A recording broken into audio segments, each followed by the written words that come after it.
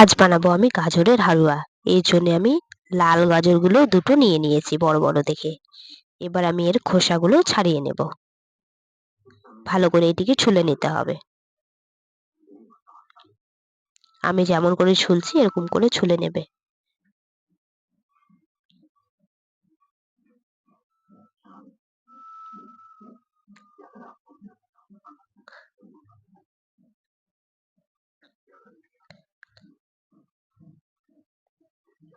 গাজরটাকে আমি ভালো করে ছুলে নিয়েছি।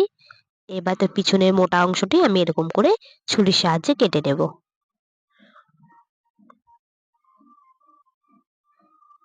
এবার আমি মাথার দিকটাও কেটে নেব। কেটে এবার আমি এগুলোকে ধুয়ে নেব। ভালো করে আমি ধুয়ে নিয়েছি। এবার এই গ্রেটার দিয়ে ভালো করে গ্রেট করে নিতে হবে।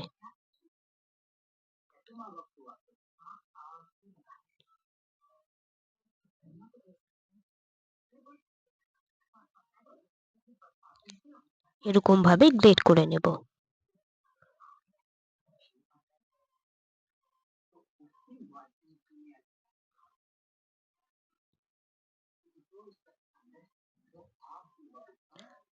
গাজরগুলিকে আমার গ্রেট করা হয়ে গিয়েছে। এরকম ভাবে গ্রেট করে নিয়েছি আমি। এবার আমি কড়াইয়ে বড় চামচের 3 থেকে 4 চামচ ঘি দিয়ে দেব। ঘিটিকে ভালো করে গরম করে নেব। ঘিটি গরম হয়ে গেলেই দিয়ে দেব গ্রেট করে রাখা গাজরটি। গাজরটি দিয়ে 2 থেকে 3 মিনিট গাজরটিকে ভেজে নেব। গাজরটি আমার ভাজা হয়ে গিয়েছে। এবার আমি বড় বাটির 1 বাটির দুধ দিয়ে দেব। দুধ দিয়ে নেড়েই আমি দুধটিকে ফুটতে দেব। দুধটি ফুটতে থাক। এবার আমি এদিকে নিয়ে নিয়েছি বাদাম, কাজু বাদাম, কিশমিশ। এগুলোকে আমি এবার কুচি কুচি করে কেটে নেব।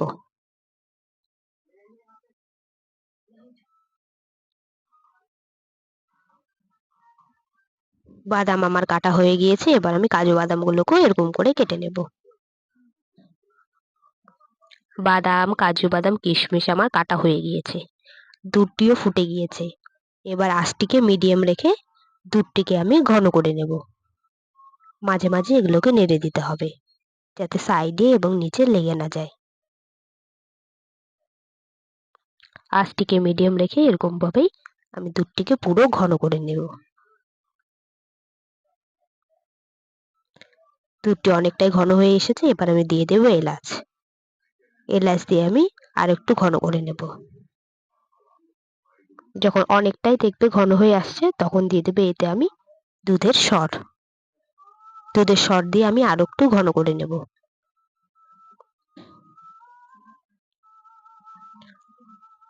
দুধটি আমার পুরোটাই ঘন হয়ে এসেছে। এবার আমি দিয়ে দেব এতে বড় বাটির 1 বাটি চিনি। যতটা আপনারা মিষ্টি চান ততটা মিষ্টি করে নেবেন। চিনি দিলে দেখবেন আর একটু জল ছাড়ে। ওই জলটিকেও পুরোপুরি ঘন করে নিতে হবে।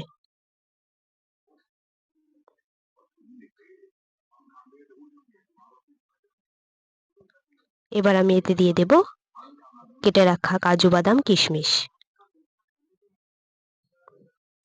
দিয়ে দেব কাঠবাদাম। আবার ওইটিকে ঘন ঘন করে নিতে হবে।